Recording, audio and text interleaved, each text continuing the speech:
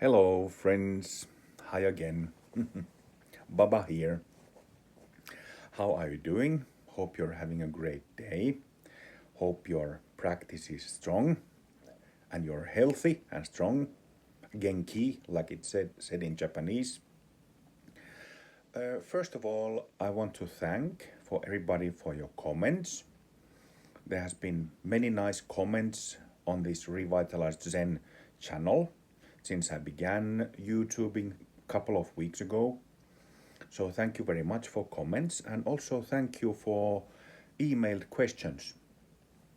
I've received a bunch of questions that I will happily answer, make videos out of them, and then post the videos on this channel.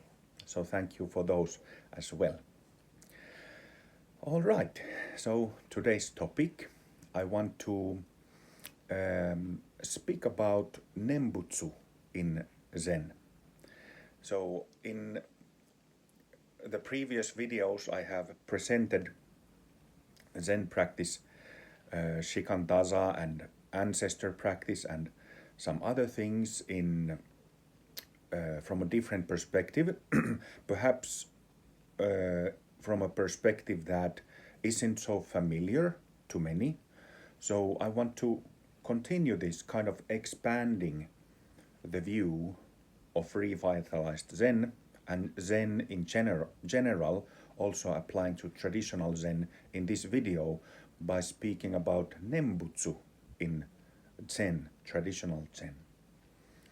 So, Nembutsu is a term that is often associated with Pure Land Buddhism, Jodo, and Jodo Shinshu. So, Nembutsu is often associated, it literally means mindfulness of Buddha. Mindfulness of Buddha, but it refers to mantra practice. But it's not necessarily the mantra of Amitabha, like is used in Pure Land Buddhism, but it can be the mantra of Shakyamuni Buddha, can be the name of Kanzeon or Avalokiteshvara Bodhisattva, can be the name of Manjushri. So Nembutsu doesn't solely mean repetition of Amitabha's name and the yoga of Buddha Amitabha. I have Buddha Amitabha here behind me. This Japanese statue on my private altar that is roughly 200-300 years old, found from an abandoned temple, one of those countless abandoned temples in Japan. Unfortunately abandoned. Well, that's a whole different discussion, isn't it? But Nembutsu in Zen. So I thought of 3 examples, and there are many others, but I picked 3 examples of traditional Zen masters who are known or were known to practice Nembutsu, repetition of names of the Buddhas, mantras of Buddhas. And first one that I chose is a master, Zen master, Japanese Zen master who I briefly trained with in his temple in Okayama, Japan. His temple's name is Sogenji, and the master's name is Shodo Harada Roshi. Harada Shodo Roshi. He's the founder and head teacher of One Drop Zen organization, which is they have centers and groups in Europe and in US, I think even in South America, in different places, and of course the main temple and few groups in Japan as well. And what Harada Roshi, Shodo Harada Roshi, there are so many Harada Roshis, but Shodo Harada Roshi, what he practices is that he chants Teidai Dempo, the names of the Zen ancestors, does that. He has spoken about this, but he also chants just the name of Shakyamuni Buddha. There are recordings of this, him doing that. If I remember correctly, he chants something like, he has a hoarse voice. O Saka Sama Butsu, O Shaka Sama Butsu, O Shaka Sama Butsu. Oh gosh. So he is known to do this, and I don't know if, I only trained with him, stayed in his temple for a brief period, 9 months or something like that. And during that time, he didn't teach people to do that. And I don't know if he teaches that for others, but I know that people can see that when he starts sitting zazen, that his mouth might move a little bit, and people have noticed that. Is he chanting the name of the Teidai Dempo? Is he chanting Shakyamuni Buddha's mantra? And he was asked about this, and has been asked about this, and he said that yes, I do that. Which is wonderful, expands our view of zazen. So what is zazen, Second example of Nembutsu in Zen comes from now already, he passed away 40 years ago roughly. Soen Nakagawa Roshi, or Nakagawa Soen Roshi. In Japanese system, you always say last name first. But he also taught in the West, in the US, led sessions there. So Soen Nakagawa Roshi was very, I would say, like a quite famous Roshi of the first generation of Zen teachers and Zen masters who came from Asia to West. And I believe he was Dharma heir of Genpo Yamamoto Genpo Roshi, who was very, very famous in Japan. He lived during the first half of 20th century. Genpo Roshi, Yamamoto Genpo, and I think he was the abbot of Ryutakuji temple in Japan, where Zen master Hakuin lived. I might be wrong, but if my memory serves me well in this matter, I think Soen Nakagawa was Yamamoto Genpo's Dharma heir, and that Genpo Yamamoto was the abbot of Ryutakuji. But forgive me if I remember wrong, and please correct me if I'm wrong. But Soen Nakagawa, I remember in 2009, in 16 years ago, I met with an American Zen master of the Korean Son Buddhist tradition. So in Zen is a Japanese word which is Son in Korea and Chan in China. So it is correct. It is actually incorrect to speak of like Chinese Zen Buddhism. It's Chinese Chan. That's the correct word. I prefer to use the names that in each of these countries, their own terms. Besides, Chan and Son and Zen have very different feel. So Japanese Zen has a very different feel compared to Korean Zon and Chinese Chan. Very different practices, very different feel. Though same goal. But anyway, Soen Nakagawa, I remember this American Son Buddhist, Korean Son Buddhist master telling a story when he, back in the maybe 1970s or something like this, when he started practicing and did a sesshin retreat with Soen Nakagawa Roshi, that they chanted, I believe, for 3 or 4 days non-stop the name of the great Bodhisattva, referring to Avalokiteshvara. So they chanted 3 or 4 days non-stop, Namu Dai Bosan, Namu Dai Bosan, mu dai bosa namu dai bosa. Soen Nakagawa Roshi was uh, famous of his devotion towards Avalokiteshvara, and famous for this short Nembutsu, short mantra, Namu Dai Bosa, which means Namu, salutation, Dai, great, Bosa, Bodhisattva. So salutations and devotion to great Bodhisattva, referring to Avalokiteshvara or Kuan Yin Kanzeon. So I actually also remember this American Korean Zon master, him telling a story that, by 16 years ago when I met him, he had been practicing Zon Buddhism for what, 30, 40 years. So he was already like an established teacher and acknowledged master in that tradition. And I remember when he was telling this story of that retreat, when they chanted this Namu Dai Bosa mantra or Nembutsu, that he had an opening on that retreat, a kensho on that retreat. And he was saying that they had been chanting for 2 days or 3 days, when suddenly, as he kept chanting that mantra, his mind just completely opened up.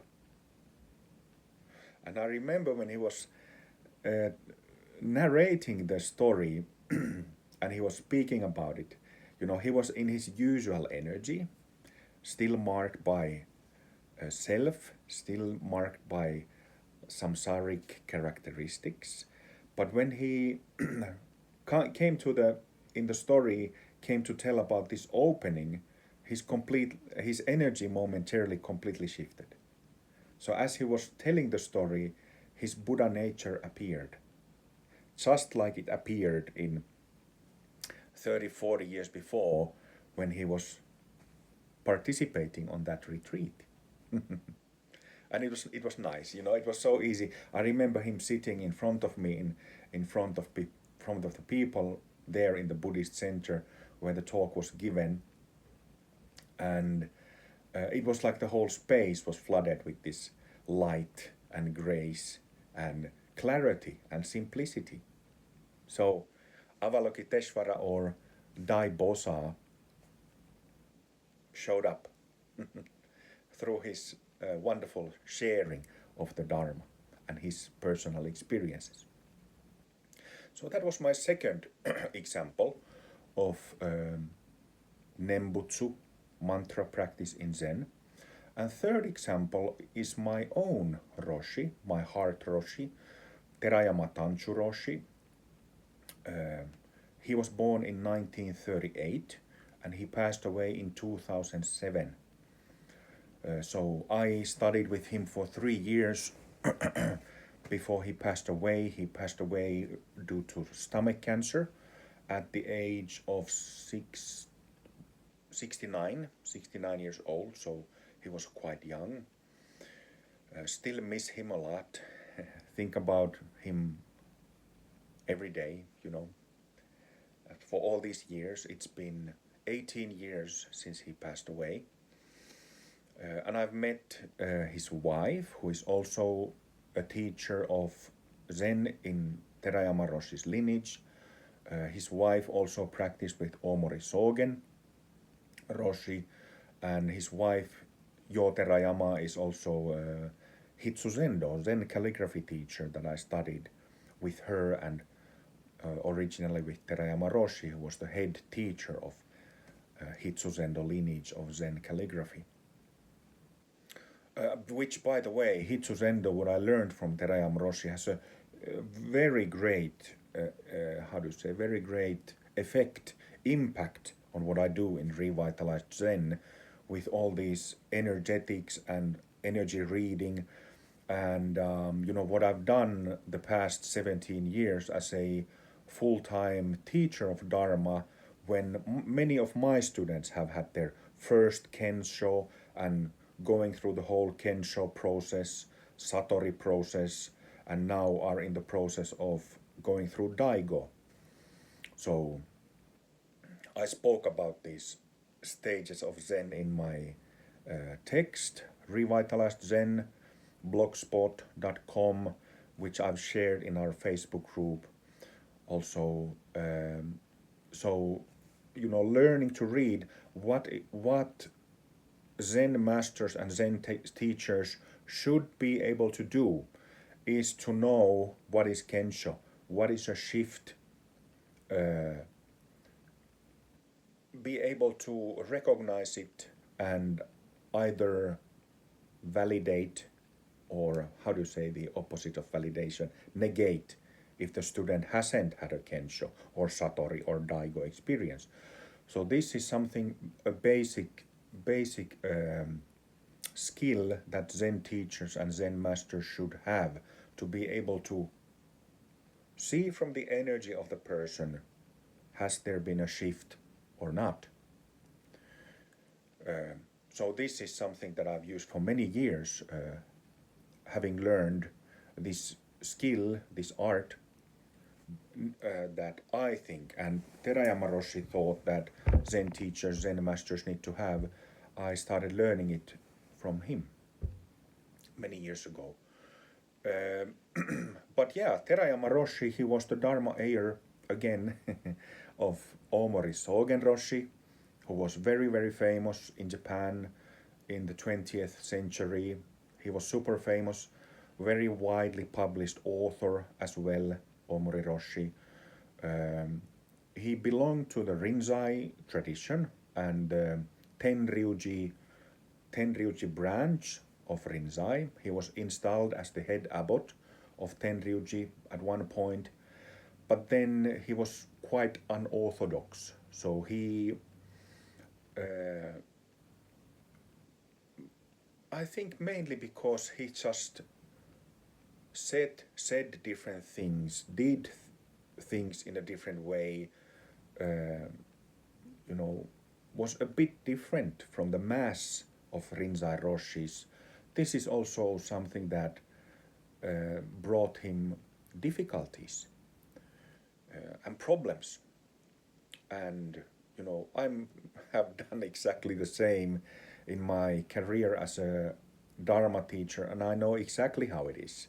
But for some people like him, like myself, there are people like this in arts, in science, in any field of art, any kind of art.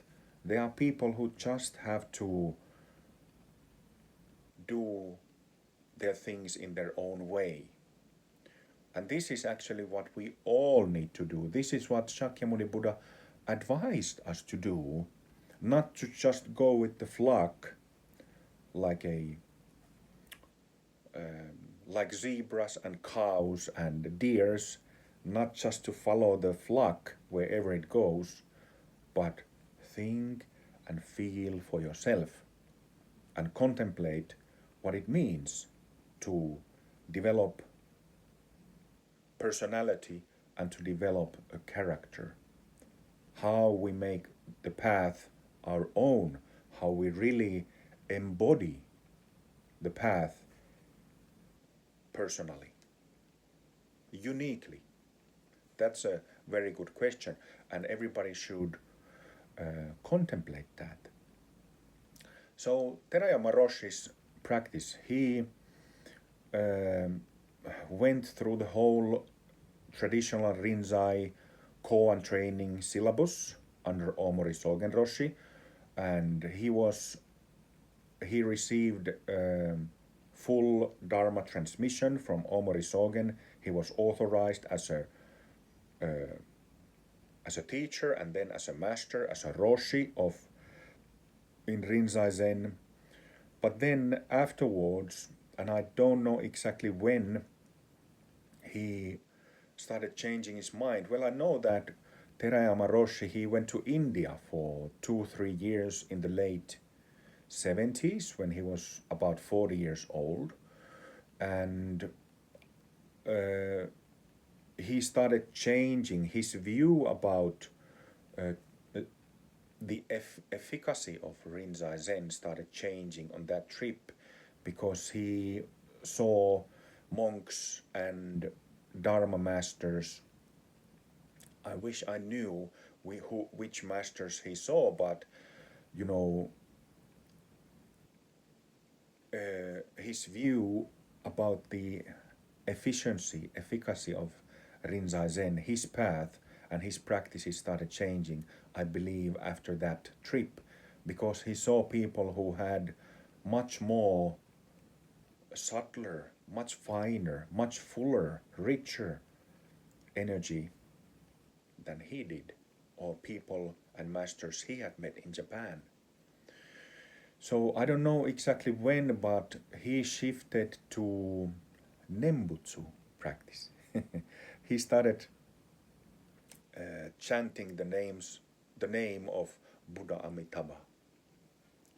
Namu Amida Butsu, Namu Amida Butsu, Namo Amitabha, Namo Amitabha, Namo Amitabha. So he also practiced this after his, I guess I can say, disillusionment of traditional Rinzai Zen. He started practicing Nembutsu of Buddha Amitabha. I have, of course, very similar experience. Like I started with Zen Buddhist practice and did that for 4 years, and I really did it. You know, I didn't do or think about anything else except following my teachers, my master's advice and instructions for those 4 years. But well, I will tell the story in full on some other video or on a retreat that are beginning in May, Revitalized Zen retreats. But same happened to me, like I became completely disillusioned about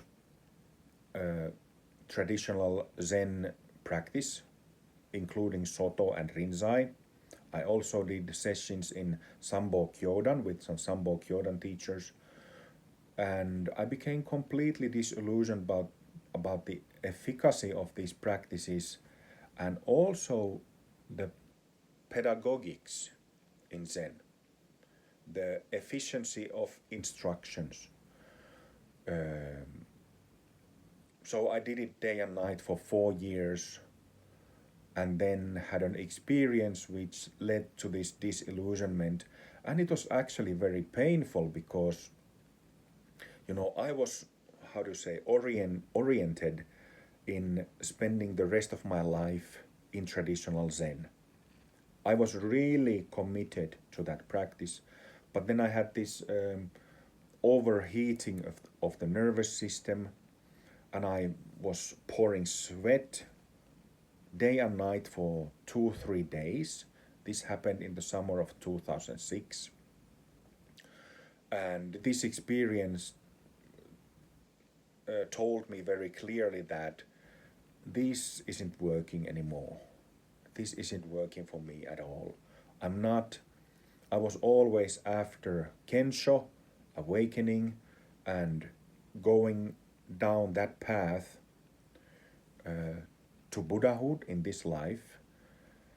And still, in retrospect, when I think of Zen practice, together with I've analyzed energetically my friends who some still practice Zen, I've analyzed energetically, done Bumi analysis on many Zen teachers and Zen masters, purely as a practical note and pragmatical note. It doesn't seem so effective. And I'm not saying that to offend anybody. I'm simply sharing my point of view after this major disillusionment about traditional Zen and Buddhist methods in general. It isn't looking very good. And, you know, I briefly spoke about being able to understand and recognize Buddha nature and its basic characteristics, in simply express these three basic characteristics of the natural state are three: clarity of the head, sobriety of the head, softness, kindness, love, compassion, aliveness of the heart, and then groundedness, peacefulness, kind of immovability in the gut. So these three qualities relating to three tandens, three dantians, that permeate, that affect our whole being. First of all, we need to recognize whoever you are, what type of practice you do. If you are on the path to Buddhahood, you want to be on that vehicle, you need to recognize these three qualities. And clarity first, selfless clarity, selfless clarity, selfless sobriety. That's where Buddha Dharma begins, because it emphasizes selflessness or emptiness, anatta, shunyata. So that's number one. That's first. Sobering up the head. So it is a problem when I was just doing 2 videos of Shikantaza, the previous episodes in this YouTube series, and it is a major problem if and when we just sit hour after hour after hour, session after session after session, year after year after year, and just sit in this mud of samsara. This is not effective. Well, it is, relatively, it has little benefits, but you literally have to do that for 4 or 5 decades with intensively, so that it reaps fruit. So it is extremely slow. And my point is that from our very first day, through Nembutsu, through dynamic concentration, which means shouting of syllables from prayers or mantras or names of Buddhas and Bodhisattvas, which was practiced, like I have said many times already, both in Soto and Rinzai, is not practiced anymore. We can really make a recognition of Buddha nature our daily experience. And consequentially, what does that mean? Kensho Jo Butsu, seeing our true nature, becoming Buddha. Kensho Jo Butsu. So that's the path. That's where the path is. The path is always in recognition of Buddha nature. It's nowhere else. It cannot be nowhere else. So first you recognize Buddha nature. You see these three qualities, recognize these three qualities in body and mind, and then from there you start looking back into your samsaric delusions, projections, habits, and patterns. And my point in this is that Nembutsu, when we chant Shakyamuni Buddhas, Amitabha Buddhas, Avalokiteshvaras, Kanzeons, Manjushris, or any other Buddhas or Bodhisattvas names, or do ancestor practice that I have discussed in a couple of the previous videos, it's a completely different experience. Then you know through this experience that this Korean Zen master had on that retreat with Soen Nakagawa, that my master Terayama Roshi understood when he started practicing Amitabha mantra, then you know, now I'm in the boat. Now I'm inside the vehicle. And this gives us, we can relax more and enjoy with a sober mind, sober head, soft heart, completely peaceful and grounded body. So that's the power of Nembutsu. That's the power of authentic Dharma. In 3 times, in the past, in the present, in the future. There is no other path of Buddha Dharma. So, wherever you practice, whoever you are, whatever you practice, this is what we need to do. This is what we need to be certain about, that we don't waste our time for decade after decade, lifetime after lifetime, but that our practice is correct and authentic.